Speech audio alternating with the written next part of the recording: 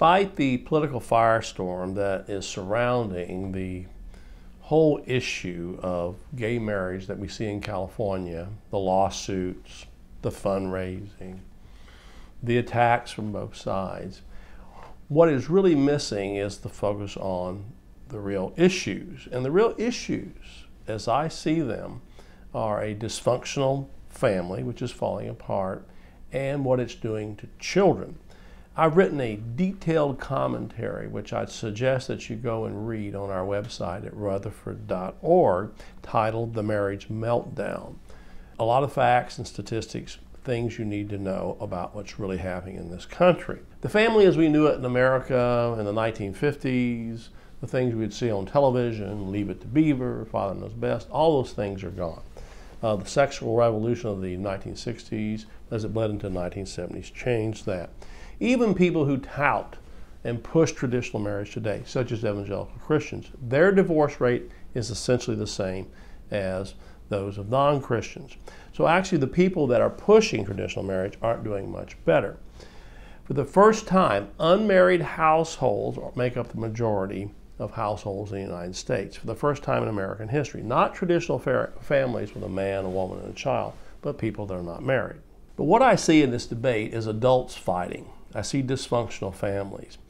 I see single mothers trying to hold kids together in a family, and they can't do it because the society is no longer providing a base for families and mothers. It just doesn't exist anymore. Juvenile delinquency, drug use of kids, just how kids view life today, lost in technological instruments. We've essentially, in my opinion, we're losing our children. All the money that we spend on toys and private lessons and all the things that people do, at the end of the day, I don't think we're really caring for our children as we should. And we've lost one of the most important institutions this country used to have, and that's what we call the basic family unit. And there are ramifications of that, as historians have shown over the centuries. First, families, churches, synagogues, voluntary institutions serve as mediating institutions in society. What do I mean by that?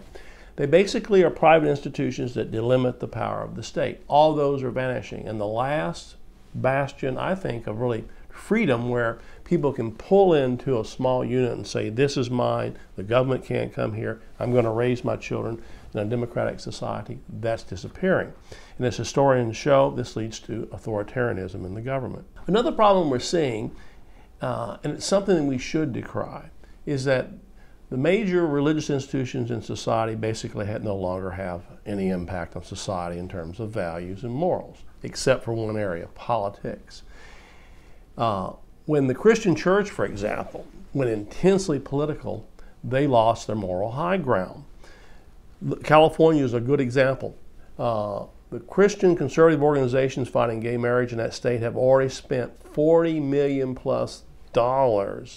They've lost their court battle, and they're going to lose their court battle if it goes to the Supreme Court in California. And they've come out of that state with virtually no impact on supporting the so-called traditional family that they pretend that they're upholding. So in the end, what we're losing is the institution that probably would hold society together. It's the glue that holds the society together. That's the family. And it's also the progenitor of freedom. None other than D.H. Lawrence, the author of Lady Chatterley's Lover, had this to say about the family. It is marriage, perhaps, which has given man the best of his freedom, given him his little kingdom of his own within the big kingdom of the state, given him his foothold of independence on which to stand and resist an unjust state. Man and wife, a king and queen, with one or two subjects and a few square yards of territory of their own. This really is marriage. It is a true freedom because it is a true fulfillment for man, woman, and children. The bottom line is this: there's not going to be any easy fix for the problems that we're seeing. I think it's time to quit arguing over who's marrying whom, throwing our right-wing and left-wing politics into so-called family issues, duking it out, and I'm talking about adults here, all the while we're ignoring our children. At the end of the day, it's the children that are going to suffer for all this craziness we're seeing within the family and the dysfunctional family. So what's the solution? It's time for the adults in this country to grow up and start acting like adults. and start putting our children first.